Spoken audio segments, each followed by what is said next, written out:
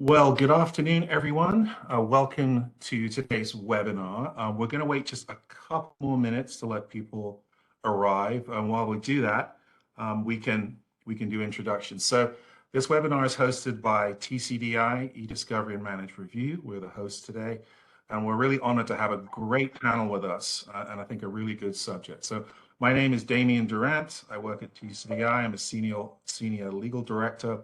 And I will be the moderator today. I've also have two colleagues, Elizabeth Wagner and Katie Niemi, helping us today in the background, so I want to thank them.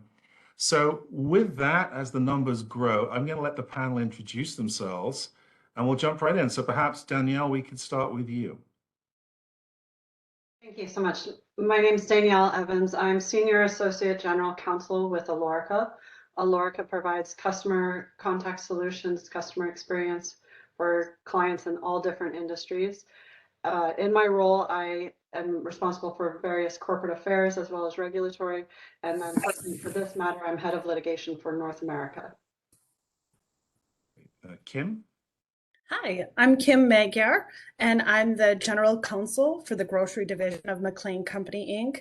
As you can see by the tractor trailer behind me, we're a logistics and supply chain company, and we service food service and grocery locations throughout the United States. And being the General Counsel of the Grocery Division, I manage all the litigation, threats of litigation, compliance, and any other legal issues on behalf of the Grocery Division. I'm in Temple, Texas, but I'm originally from Wisconsin, so I'm a little salty that the Packers are not in the Super Bowl this weekend. Wah, wah. Justin? Yeah, Justin Witzman. I'm a director of global litigation at Nuvasive. Nuvasive's a medical device company based in San Diego, focused on devices used in spine procedures, particularly minimally invasive spine procedures. As part of my role, I'm involved in global risk management and litigation in the U.S. and also internationally, which is we're in about 50 countries, so different regulatory, quality, legal landscapes in all those different countries. So a lot of fun stuff under our roof that I deal with. So Great. And Lance? Thanks, Damian. Lance Morley. I'm an assistant general counsel with LendingTree based in Charlotte. I primarily work in the regulatory and licensing space, doing a lot of product advising, et cetera. And LendingTree essentially is an online platform that connects consumers with various lenders and other financial providers to ensure that their needs are being met in that space. Thank you. And Mahmood?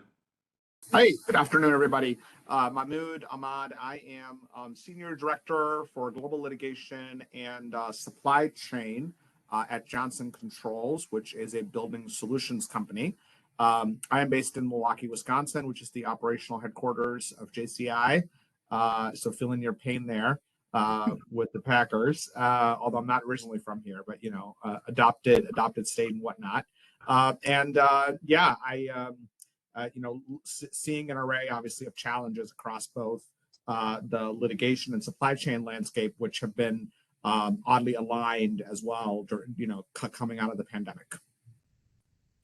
Very good. So before we jump in, a quick housekeeping thing. If you want to ask questions, you can do that in the chat, and we will stop periodically at a logical point and try and answer as many of those as we can. So having said that, again, thanks to the panel, thanks to the attendees. I think we decided we would talk a little bit about the value of litigation management and some thoughts about that. And I think, Kim, could you kick us off with some thoughts on that? Yeah, absolutely. Well, sometimes in the legal department, it's hard to really explain to the business folks what value litigation and the legal department brings to your company. And of course, traditionally, we've always been seen as, a cost center. And unfortunately, that's not usually what the businesses are thrilled about. They like the departments that are the revenue generators, not the cost centers. So it can be difficult at times to try to justify litigation and to justify the litigation management. And of course, if your company is facing litigation or the threat of litigation, it's easier when you've got those matters pending to try to monetize that and be able to explain to the company how much you're saving them by either resolving, settling, or getting those cases dismissed. And certainly that's one way that you can very easily show the benefits and the monetary value of the legal department. But in other ways, you can also just try to show, the preemptive avoidance of litigation. That's a little bit harder sometimes to demonstrate because, of course, unless and until that lawsuit has been filed and served, it's hard to say, well, we could have gotten sued for a couple other things, or we could have faced penalties or some sort of award against us. And so those are a little bit more difficult. And I think really at McLean, we have tried to focus on a culture shift. And traditionally, I think most companies were busy trying to do our business and trying to make sure that either our products or our services are the best that they can be. And we're busy with trying to get those products out the door or provide top-notch service to our customers and our clients. And so we don't really have a lot of extra time to be proactive and really look for litigation that may be more offensive, where we are out there trying to seek awards and money that may be due and owing to us. And so at McLean, we really had to have a bit of a culture shift and explain to the business the added value of being proactive and not just defending against lawsuits and litigation, but really trying to pursue cases where we thought indeed that we were owed money or that there may be some sort of claim out there, and actually spend the money to pursue those and really build an offensive litigation portfolio. So we did that about a couple years ago. Maybe it's almost 2 years. Time flies when you're having fun. And so we've really been working on not only pursuing, the cost savings from defending and limiting litigation that we're a part of, but also to really make sure that we're broadening that offensive litigation portfolio and going out there and proactively seeking those cases when appropriate. That's great. Who else would like to weigh in on that? That was a really good start.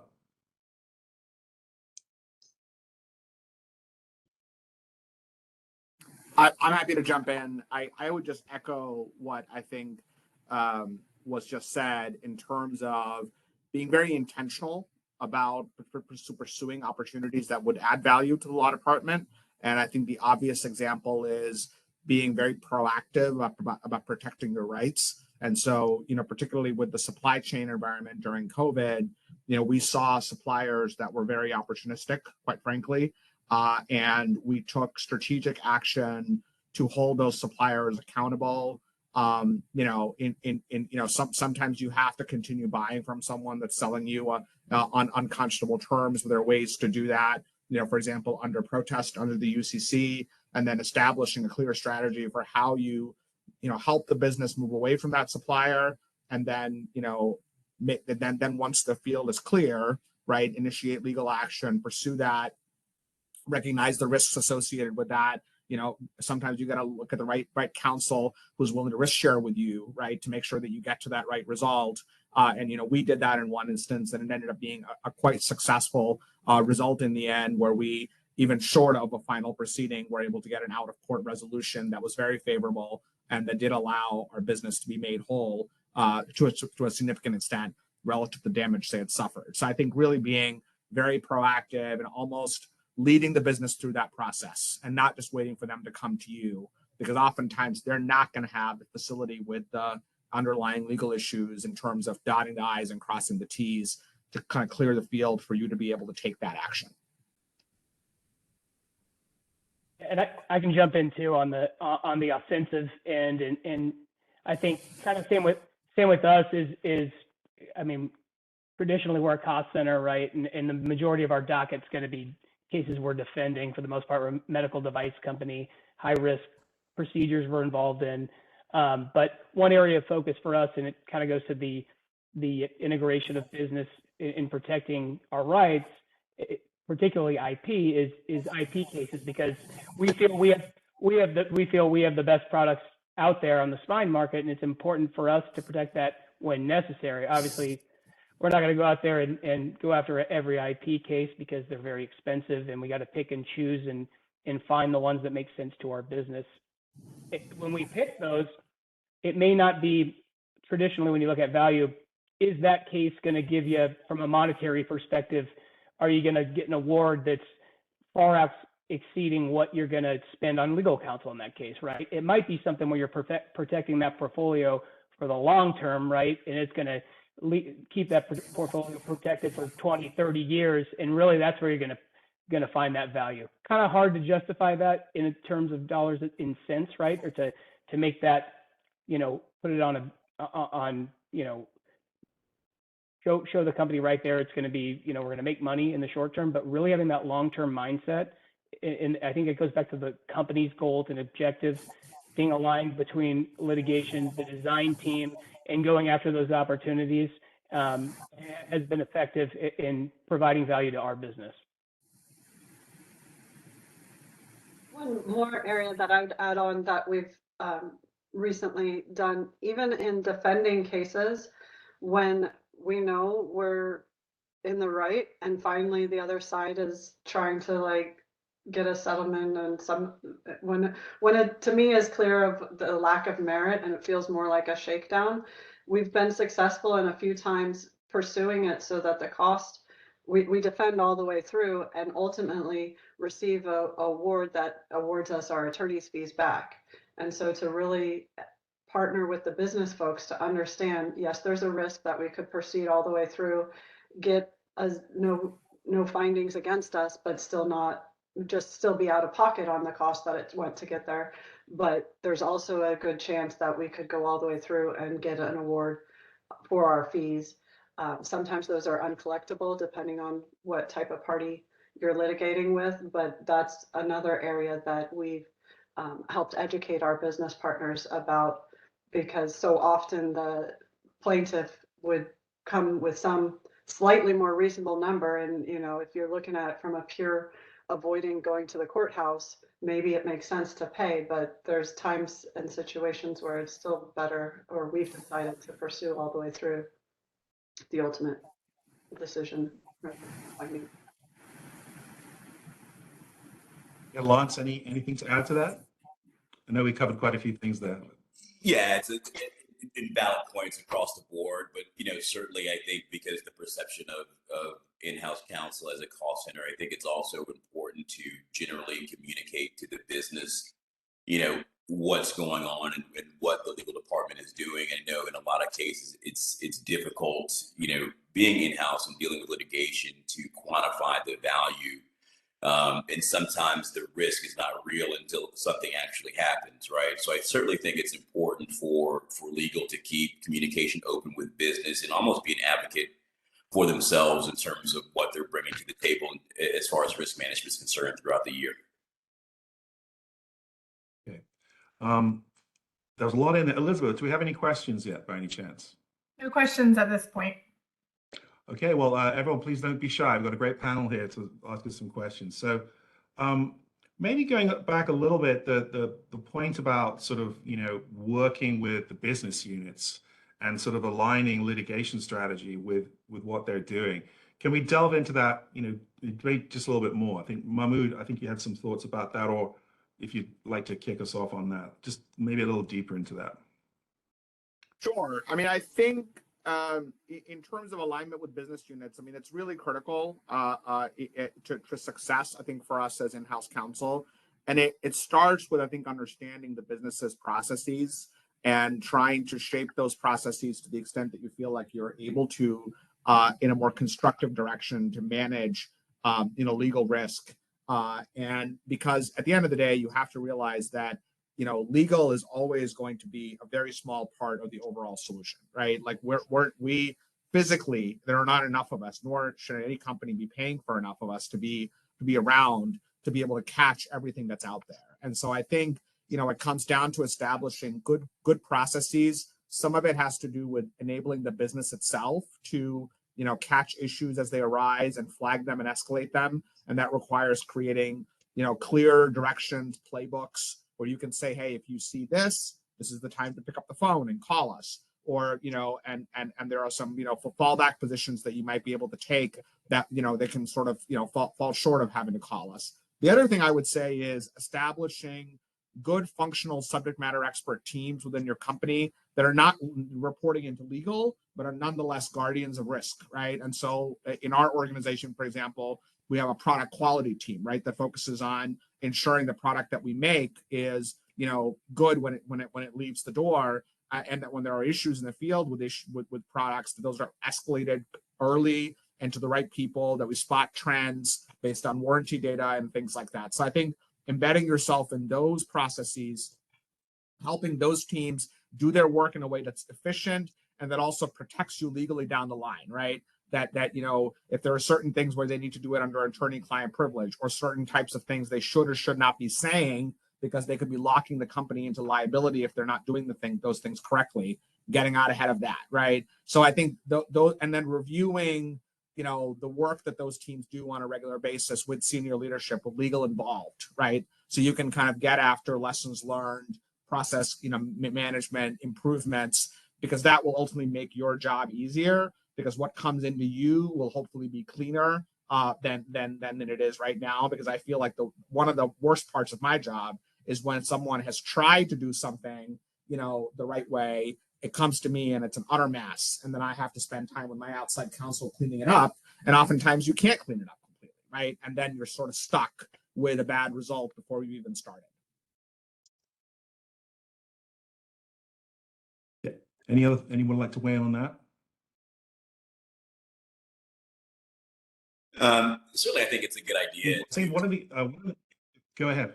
Sorry. What I was saying, and I certainly believe it's a good idea to implement business and work on processes, et cetera, for when things eventually come to legal, they are buttoned up in a position where it leaves us, able to do our job better. But overall, from that, I think it's certainly a good idea to keep business involved with risk management, not so much where it's a purely legal function, but it's something that, other members of the company or organization have responsibilities to as well. Right. It's breaking up just a little bit there. It could be at my end. Yeah. Anyone else? I really like to develop the relationship with business partners where they feel comfortable coming, because I know if they feel nervous or think that they've got to keep moving fast and it's better to not bother legal, or that legal might be a bottleneck, then things go without that extra input. And I know there's a few business partners now that every time they ask, I'll just stop what I'm doing because I know it's going to take 5 seconds now and save a whole lot of heartache later, because they wouldn't be coming to ask me something if they didn't have some pause or reason, because they're really good at their role and they know what they know. But if it gives them that pause, I want them to be comfortable coming, and it's really been effective. I think there were a few instances in the past where people had inherited maybe some contract terms that were less than favorable, and then I get to deal with the litigation side of debating all of that. But the client or the inside business people look at it and they're like, oh, we don't want to be in this mess again. Like, let's make sure, is there a certain language? And depending on the types of contracts, sometimes you don't get to control what the exact language is, but they can still come and say, like, is this one that's going to be a problem? And I can say, no, that one's totally fine. Like, let it go. It's not our ideal language, but no worries from my end. So that, I think, is an important piece that goes along with it. Yeah, and I think to your point, Danielle, not only making them comfortable so that they come to you, but also just making sure that you're working together and not an us versus them. And I think sometimes legal can get a little bit siloed away from the business and dare I say forgotten about. So I really think making sure that we're being proactive attending the meetings and really working to make sure that we're involved at all steps so that we can, build that rapport and provide that legal advice that the company needs. Yeah. Anyone else on that point?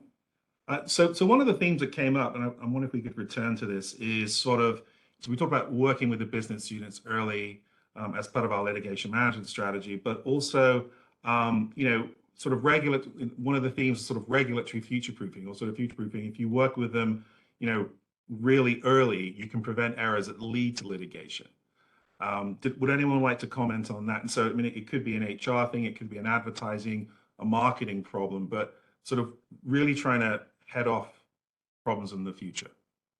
Yeah, I'm happy to take a stab at this. And I think one of the first things I have appreciated over time on this is that it's not just a risk vis-a-vis the regulators themselves.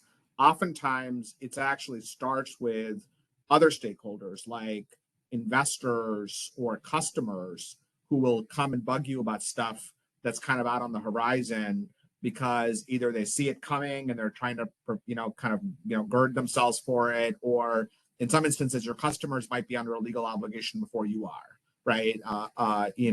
And that's happening in some countries in Europe, for example, where certain larger companies are subjected to certain regulations before smaller ones are. But if you're a smaller company in that supply chain, you're nonetheless going to get bugged, right, by that customer asking you, "Hey, are you in compliance?" Right? And so I think thinking ahead about these things and developing a strategy, part of it is you might get 80 customers who all want to know the same thing, and if you're answering that question 80 times, A, it's very inefficient, and B, you're probably going to trip over yourself somehow along the way.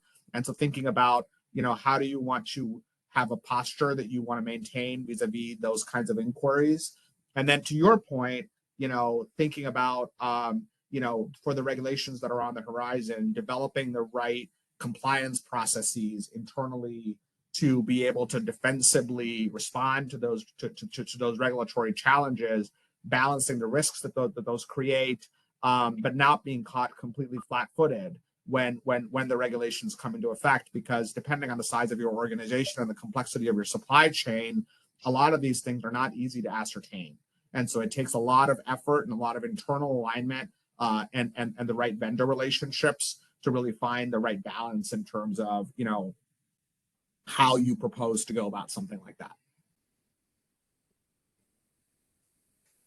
I can chime in next, and I agree with what Mahmood said on the regulatory front. But from our company, another example that and you can kind of tie this into establishing value from a dollars and cents standpoint. We have a pretty robust marketing department, and marketing's pretty heavily scrutinized under FDA, med devices.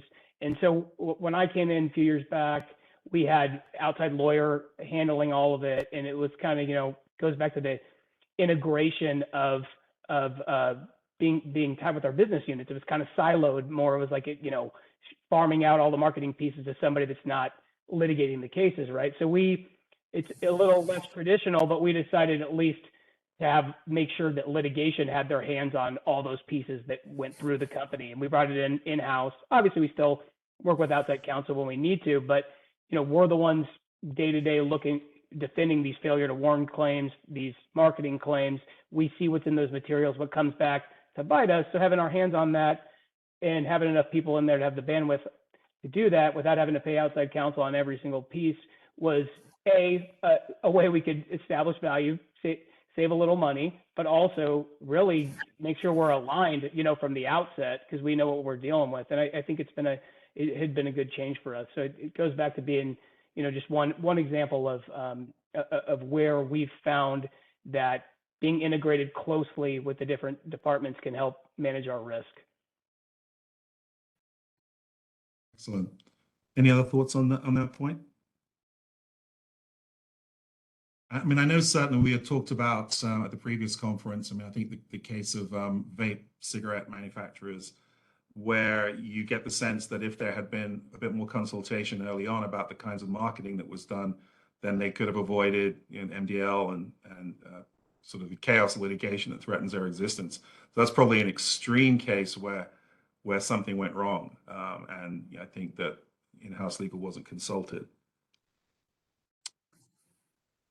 So maybe that's a good segue. I think one of the other topics you talked about. Oh, I'm sorry, jump in. Yeah, we have one question, kind of ties in to what Justin. It says, what are some of your best tips for managing litigation work with outside counsel? What works best and what hasn't? Who wants to tackle that? Yeah, I'll jump in on that. I think broadly speaking, I think setting expectations early is something good to have with outside counsel. And along with that, I think expectations in terms of, what the likely outcome of the case could be, best case scenario and worst case scenario. In my experience, with litigation in-house, the one thing that we want to avoid is overall surprises.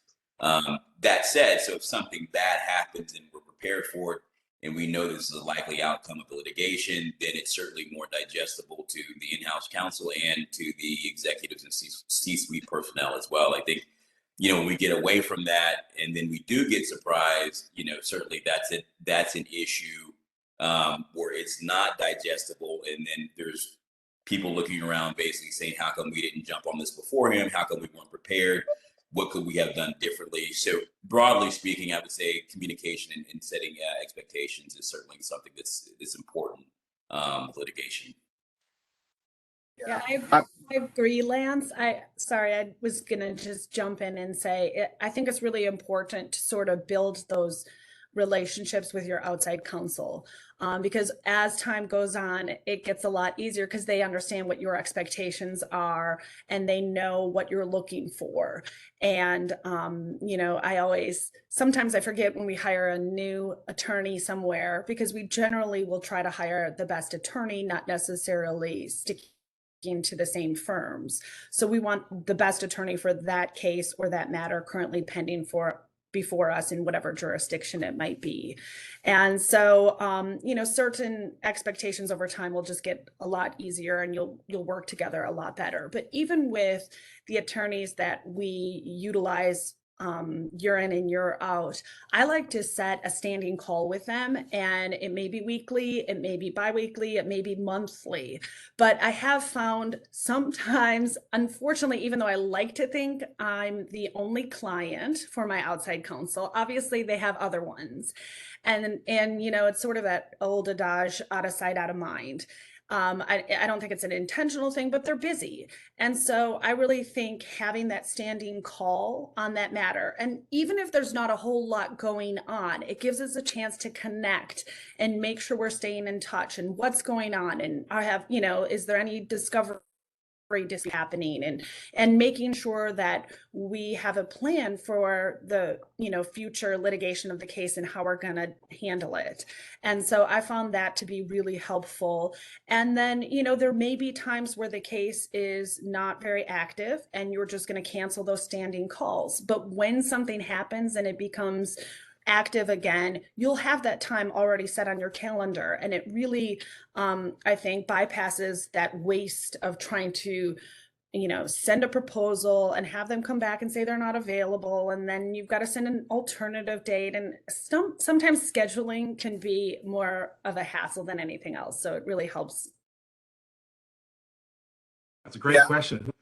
Please, I would just add, I think, to echo the comments made already, I think you really have to teach your outside counsel to be an extension of your internal law department. I mean, that is ultimately the right outside counsel fit for you. You obviously should always have the best counsel for the case, but ideally you want to build up a stable of counsel that understand that when you bring them in for a case, their job is to be proactive and strategic, give you advice that's business friendly, that's pertinent to the matter at hand, but also looks ahead, right, at other matters that might come down the pike that are similar in nature, or how this piece of litigation might affect your business more broadly, right? And that they appreciate, feel the pain, and sort of work with you to ensure that they always keep the sort of when and how much first and foremost in their minds, because that's ultimately what the business cares about. And so, I think to me, those are sort of the keystones of a really strong outside counsel relationship, and then also helping you identify and implement those lessons learned, right, that we talked about earlier, in terms of how to do better with the business. I agree with what Mahmoud and Kim were both saying there, especially with the difference between existing or long-time relationship outside counsel and newer. It can kind of highlight things that I start to take for granted. And definitely the number one rule is the no surprises. Like the communication needs to be there so that I look good, so that my boss, the general counsel, looks good, so that executives are satisfied and understand. I think it's also important to teach or share kind of our company values and culture, because I know there was one attorney or law firm that comes to mind that we tried out for a couple of matters, and every time they came back to me talking about how much it was going to cost to defend, and they didn't quite embrace or understand what I had been trying to express, that we didn't care. We wanted a strong defense, and this was not going to be a rollover and just pay a big settlement type of thing. Like, we understand the costs. Like, the legal department is filled with lawyers, many who have been in private practice. So that wasn't the concern. It was like, give us some strategies on what defenses we can do. Maybe don't just answer immediately. If we can do a motion to dismiss or something else, like, let's be very specific and clear on our objectives. And so having outside counsel that really understands what it is that we're looking for, or what our superiors or the executives are going to be looking over and asking questions. Well, why did you do that? Why was this? Already having the answers at hand is a great asset. I mean, that's why strong or good relationships with outside counsel, they keep getting the work, because they just help make our job so much easier when you are handling a whole portfolio. Any other thoughts on that? One quick thought, and this is just kind of piggybacking off what Danielle said. But I think it's important in terms of surprises as well, not only to be well informed about the path of the litigation, but also the corresponding bills that your outside counsel is incurring as well. I think it's kind of important to set expectations there as well, and not just, run the case for, 2 months, 3 months, etc. Then send an invoice in that's, fairly large, that has that sticker shock on there as well. So I think that's just another thing that, in terms of relationships and management of outside counsel, that's also important. Excellent point. I mean, maybe keying off that, maybe we could go a little bit deeper. So, I mean, litigation tends to come in waves, doesn't it? Maybe things are stable and there's a big case, or there's a group of cases. Maybe all of you could share, what have you learned about how to deal with that? We'll call it a wave that's come through at some point in your careers. What are the learnings with that? Because of course it's going to stress your budget, stresses everything. Thoughts on that? Jump in. I think most importantly, it's having a good team, because when it comes in waves, there's only so much you can do. So you gotta have people you can rely on your team, when you're in-house. Those relationships with not only legal, but that you've developed, being integrated with the different business functions, whether it be regulatory, quality, whatever the issue is on the case, is super important. So, I mean, litigation is, we all know, we've been involved in this business for a long time. It can be a slog, and you're often overwhelmed with your caseload. So I think first and foremost, it's having that good team that you can rely on, know when to delegate, and feel comfortable doing that. And then same with outside counsel. I was speaking from more of an internal perspective, but like what everyone just said before about establishing expectations, clear expectations, having a good line of communication, and having that type of outside counsel that's your like an extension of your business that you can trust, can help get you through those times when you're facing a big case or a load that seems like it may not be manageable. On the wave piece, it also can be a challenge for budgetary reasons. And so when we see, we had some great success in reducing litigation numbers, and for different reasons. And so, there's on one hand attempt to reduce the budget for the legal department, or like, just cross that line item off. You're good to go right now. And if you have internally between like the general counsel and the CFO, an understanding of, okay, if you want to take that, that's fine, because if we keep the numbers here, but if we get the wave that sometimes just crops up, like we'll need to come back and change that. And so internally having good relationships too, that we're not trying to hide or pad our budget, we'll be as lean as we can be, I think is an important part, because certainly litigation ebbs and flows and it can be hard to predict. And sometimes when it's the dollars and cents, it gets frustrating for them of like, what do you mean you can't predict that all the way? So true. And I really think, like you were saying earlier, building those relationships with the other departments so that they feel comfortable coming to you for advice. Well, also, you want to make sure that you've built those strong foundations so that when you need documents or information for discovery responses, I mean, when you're facing a lot of litigation, and unfortunately, I do think it goes in waves, a lot of times you're looking to other departments to help answer those discovery responses and pull together the documents that are responsive and assist your production. And so, whether it's IT or whether it's the actual departments that were involved, I think it's really important to make sure that you, have built those relationships so that when things get tough, it's all hands on deck and everyone works together. Yeah. Any more thoughts on the wave? It seems like it's happened to everyone at some point. What about the sort of the team that deals with the wave? Just push, litigation management. So you've got internal stakeholders, maybe there's IT, you've got your law firm, but maybe there's vendors or consultants. I mean, how does, any thoughts on how to make that work effectively?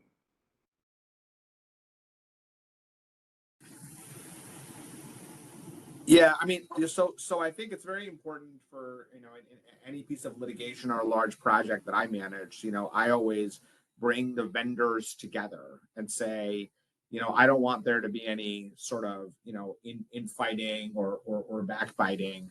If there's an issue here that we need to work through, let's find an appropriate way to bring that issue to the table. Let's have a conversation about how to handle it.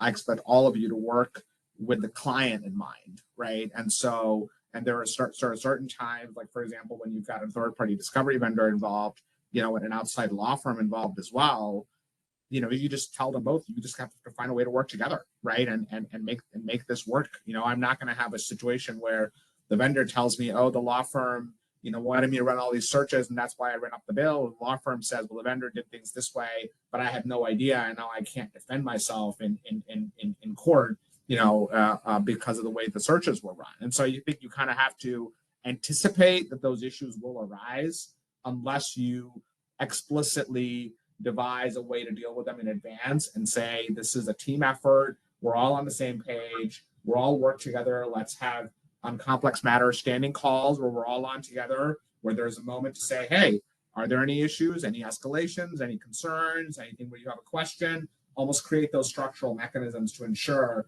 that there's accountability and then people are frankly incentivized, right, to work well together. And I think not only does that create a level of accountability, but it also fosters those positive relationships that you want, where people learn to trust each other. And so I think that's, absolutely critical. And then I think with vendors also having honest conversations about, particularly on large complicated matters where money can just seem fungible at some point, having honest conversations about, okay, let's establish a forecast for what we're going to spend here based on what assumptions. We're all going to be fair to each other. If there are wildly different, things that happen from what the assumptions are, then we'll look at things. That being said, like, you've been doing this for a long time. There's a reason we're hiring you. Don't tell me, oh, this was a difficult case where there was a difficult opposing counsel, and so now I have to charge you 2x because you should have built in the assumption that there could be an opposing counsel who's difficult on a case, right? That's not something should come as a surprise to you in a matter, right? So I think kind of having those open conversations with your vendors, getting them to give you estimates, even when it may seem challenging, because that's part of what you pay them for, is the expertise to kind of bring that to the table based on past experience, and then having those honest conversations, and then being ready to go to the business and advocate for your vendor when it makes sense, right? Not throwing them under the bus, right? But because that, again, I think builds some trust with your vendors, because they know you're not just someone who's going to throw them under the bus, but you are going to go to bat for them if it's warranted, right? And kind of creates that expectation that you'll be an honest broker. Yeah, great And point. bouncing off what you said, Mahmood. Oh no, I'm hearing an echo. Hopefully it'll go away. But I think sometimes if you've got a lot of volume, you can go back to your vendor or your outside counsel and renegotiate some fees or costs. And, you know, again, you may have been perfectly content paying by the hour and an hourly rate when it was just one matter. But now if you're facing a slew of sort of repetitive matters that maybe have similar themes going on, you know, then don't be afraid to approach your outside counsel or your vendors to see if they can give you a discount based on that additional volume.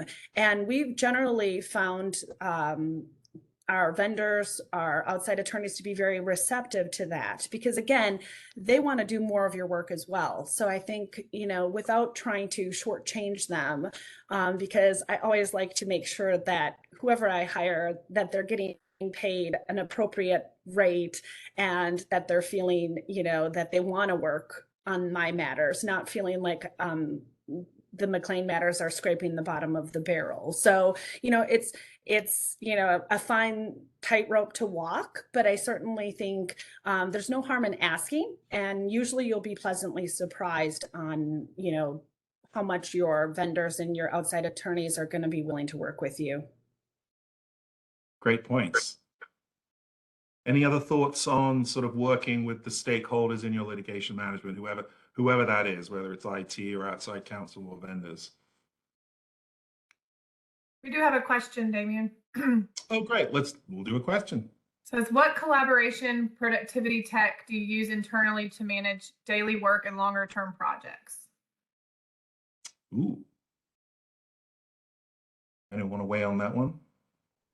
Our legal database is Legal Tracker, so formerly Serengeti from Thomson Reuters. Okay, so that legal track. Any other thoughts on that?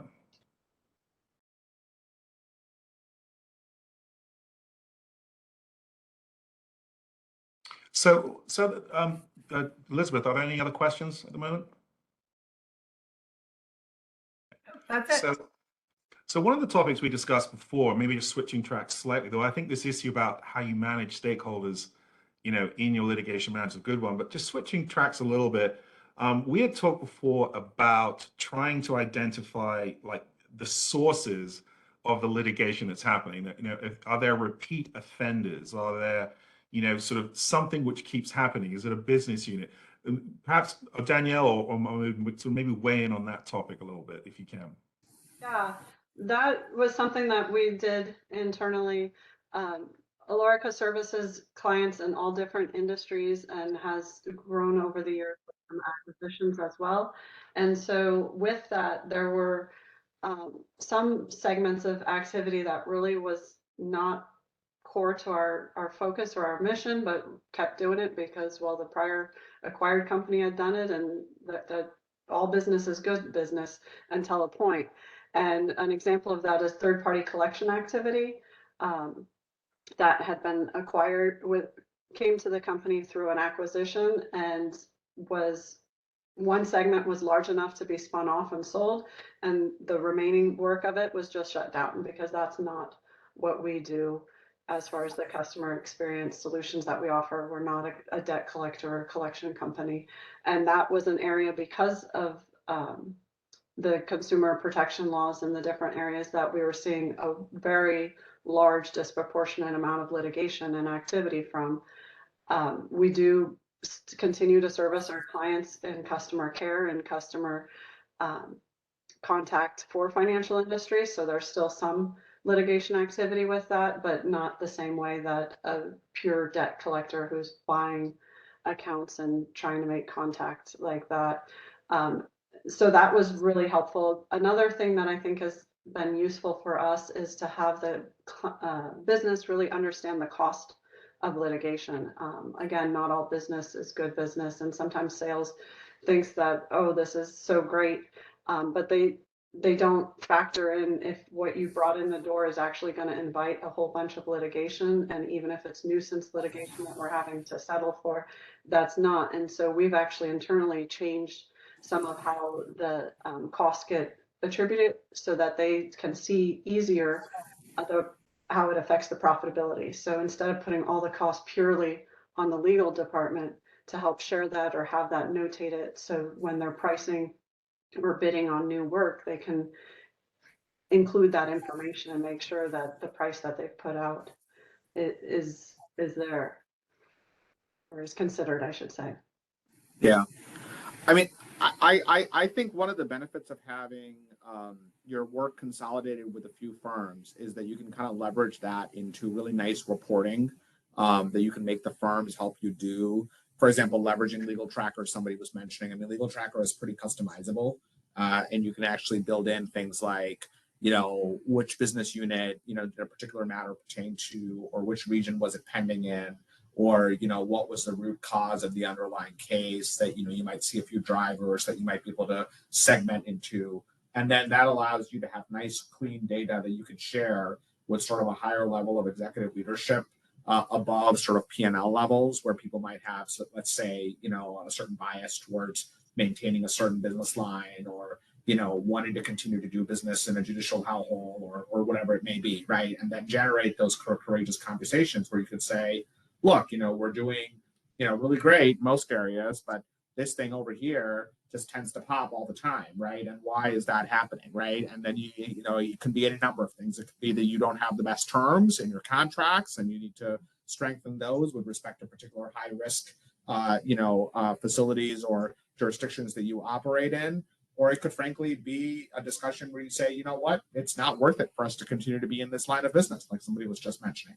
And I think having that data supported by the anecdotal evidence that you and your outside counsel are able to bring to bear is one of the biggest values that you can provide, quite frankly, as litigation counsel, because, as in-house counsel, because you really are, helping to shape the business in a more positive way going forward, even if it's painful in the moment. Yeah, I love that. That was some of the notes that I had jotted down for this, of analyzing the data. It helps you so much.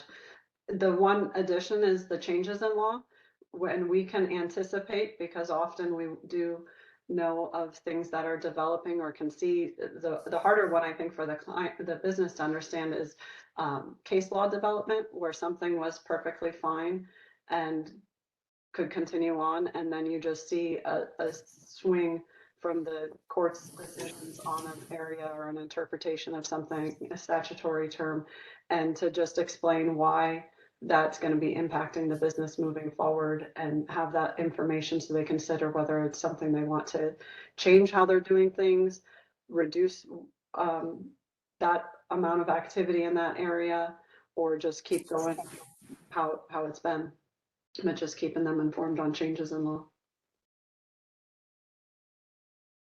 Yeah, Lance or Justin, on that topic of finding the repeat offenders, sources of problems. So maybe in the time that we have left, and this isn't in the script that we have, but it's okay. It won't be too offensive. Is maybe we could go around and maybe identify, I mean, you think about litigation management in your experience, maybe sort of what was one really critical lesson that you've learned, and maybe it was something that went well or something that went bad when you think back over your careers that would be, useful for the attendees. Maybe we could just all share sort of one thing, if that's okay, and give you a second to think about that. But Lance, maybe we could start with you, and it could be an anecdote, whatever you think's appropriate. But yeah, I just from experience, I think certainly valuing the case and not having attorney's fees exceed the value of the case. Certainly, that's when you're in an in-house position, you're always critical and wary of what you're spending to get to the end of the matter. So I think certainly you don't want to spend beyond the value of the case. And I've had experience in those situations before, and once it happens, I think it sticks with you through the duration of your career moving forward. great. Let's go next. Kim? Oh, you're muted, Kim. Right. Trying to keep the background noise at bay. I think for me, making sure that you don't have blinders on, because one reason I love working for McLean is we really try to do everything correct. So I think sometimes I have this view that every lawsuit that we get where we're named as a defendant is just baloney. And so I'm like, there's nothing here. We're going to win this. And, no matter how great your facts are, there's other factors always at play. Is the plaintiff sympathetic? What kind of jury are you going to face? And so we've had situations sometimes where we've had outside attorneys who are equally bullish. And I think it's really important to make sure you have that heart to heart with them. Okay, you've sort of assessed the potential of what could happen at trial, but, really, besides what should happen based on the law or the facts, making sure that you're adequately assessing what could happen, given that we all know jury trials are unpredictable, and making sure that the business knows the best case scenario and the worst case scenario. And again, this gets back to, I think Lance had earlier said, no surprises, making sure everyone understands potential risks and benefits and proceeds with eyes wide open. Yeah, so I would echo that, but it's interesting, like all those things come fairly naturally to me as a litigator. But the thing I learned that kind of slightly hard way initially when I first came in-house is how important, this is going back to kind of that piece about establishing those relationships, how important the emotive piece is. Because like I would lead with the clinical analysis of the case and like how much they might have to pay if things went wrong, and then backing into that, kind of what the settlement recommendation was. But like, I think like what was missing was, they were like, who are you advocating for? Like us or the other guy, and it was like, I had to learn very quickly that like, I think in order to really build that strong bond with your business people, you sort of have to make them feel almost affirmatively like you are in their corner, you will aggressively defend them, you will do everything you can to get them out of whatever problem spot they're in. And once you sort of have them there, then they're much more willing to listen to your sort of cold-blooded analysis of how much it will take to get out of this sticky spot and why they should not fight it to the end because it will only hurt them, right? But it was like interesting to me, and the one kind of aha moment I had is you have to sort of lead with the Braveheart thing before you get them on board on what it will actually take to resolve the case. And so I carry that with me all the time now when I talk to people for the first time or am first learning to work with them is like, I'm on your side here. Like we're on the same team. Great. Justin, or? I echo what everyone said. And I think part of that is like having the alignment with, the business objectives based on the particular case, from the beginning. The more you can do that, it's not always, we don't always know everything up front. That's why we have discovery. We got to go through and we may have to update our valuation and stuff, but like really to make sure we have the objectives in mind, we have outside counsel, that they are aware of the objectives, and then we can communicate, when we get to the point where it's time to settle, even if it's something that's from a monetary standpoint that may not be to the liking of the, our recommendations might not be to the liking of the business folks. It's something that can be communicated to the extent possible within the objectives of the business as well as the particular matter. That's great. Danielle, did you go? I agree with what everyone's been saying. So I'll add on, it's less litigation management and more, again, positioning ourselves to be successful if litigation was necessary.